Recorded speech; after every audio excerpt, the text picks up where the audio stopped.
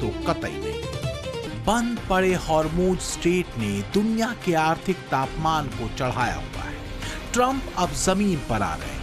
एक साथ कई फ्रंट खुलने से अमेरिका की मिट्टी पलीद हो चुकी है और अब तो ये कहा जा रहा है कि सब कुछ लुटा के होश में आए तो क्या हुआ।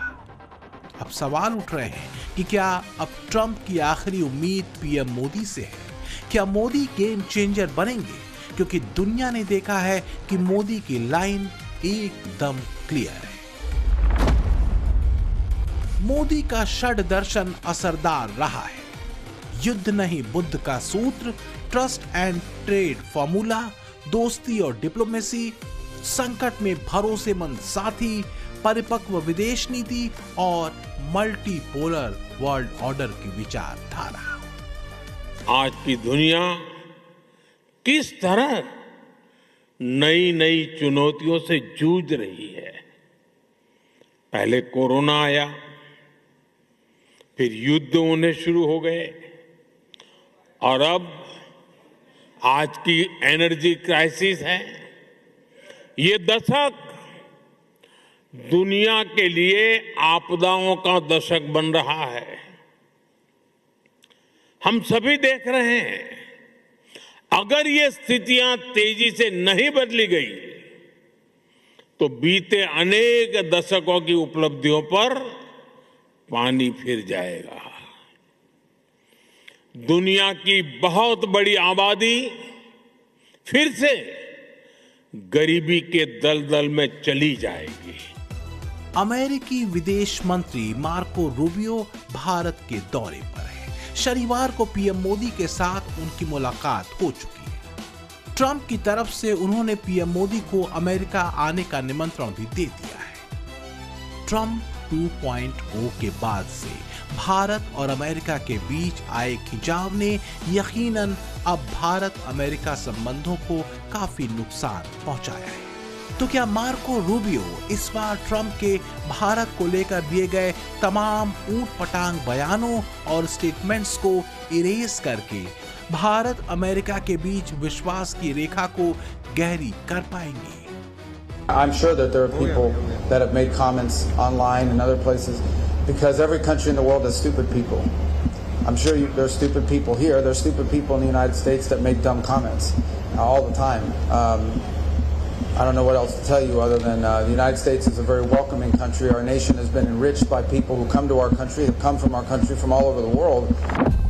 हालांकि भारत अमेरिका के विदेश मंत्रियों के संयुक्त प्रेस कॉन्फ्रेंस में रूबियो से अमेरिका में भारतीयों के खिलाफ की गई नस्लवादी टिप्पणियों पर सवाल पूछा गया था। रूबियो उसका जवाब दे रहे थे, लेकिन सोशल मीडिया पर कुछ लोगों ने डोनाल्ड ट्रंप की इस पोस्ट से भी इस बयान को जोड़ा जिसमें ट्रंप ने भारत को हेल होल कहा था। बहरहाल अमेरिकी विदेश मंत्री मार्को रूबियो और भारतीय विदेश मंत्री डॉक्टर एस जयशंकर ने संयुक्त प्रेस कॉन्फ्रेंस में बातचीत के एजेंडे को क्लियर कर दिया। इस कूटनीतिक मुलाकात का मुख्य उद्देश्य भारत और अमेरिका के बीच बढ़ते व्यापक रक्षा, सुरक्षा, आर्थिक और ऊर्जा सहयोग की समीक्षा करना है। इसके साथ ही वैश्विक और क्षेत्रीय मुद्दों पर भी आपसी समझ को मजबूत करना है। We had a phenomenal meeting today with the Prime Minister. It's a relationship we deeply care about. It's a relationship that is growing, is a partnership that we are continuing to grow.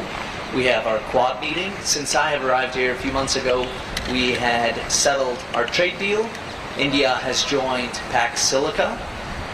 Investment is at record levels, and this partnership will continue to grow. And so we have some great things ahead.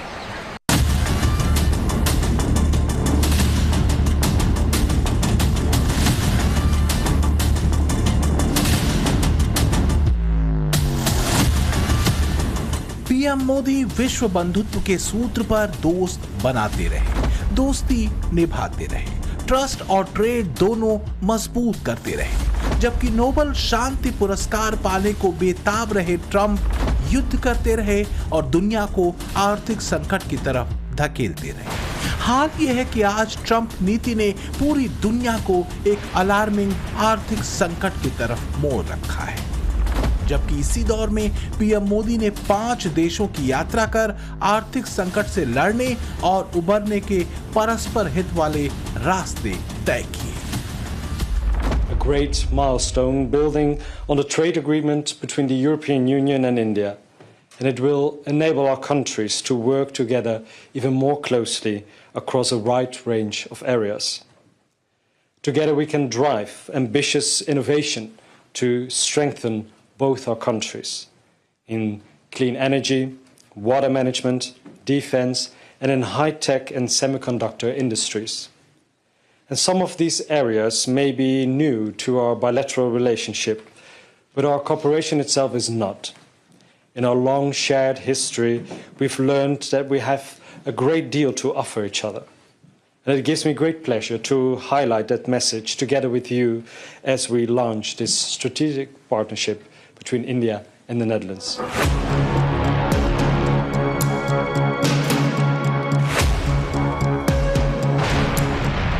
Modi का बीते हफ्ते का report card ये है कि 5 देशों की यात्रा में पीएम मोदी ने यूएई के साथ ऊर्जा सुरक्षा और बड़े निवेश का रास्ता साफ किया, तो वहीं नीदरलैंड्स में मोदी ने ग्रीन एनर्जी समेत 17 समझौते किए।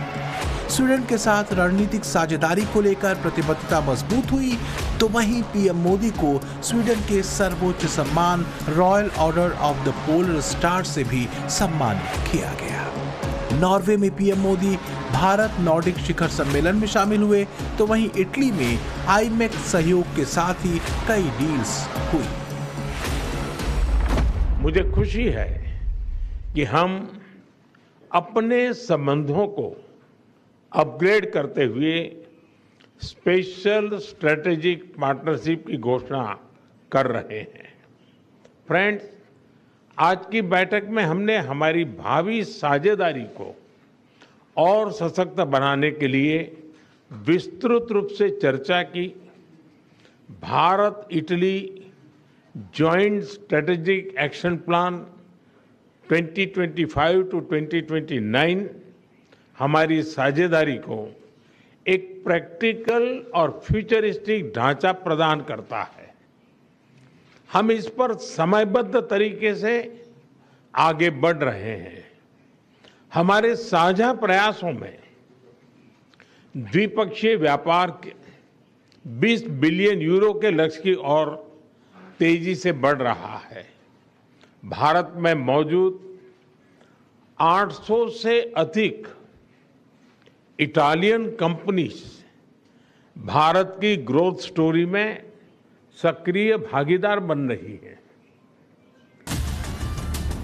दुनिया के सामने 2 डॉक्ट्रिन हैं, एक मोदी डॉक्ट्रिन और दूसरा ट्रंप डॉक्ट्रिन। सवाल यह है कि वैश्विक शांति और समृद्धि के लिए कौन सा डॉक्ट्रिन ज्यादा असरदार है? दुनिया इसका जवाब बखूबी जानती है।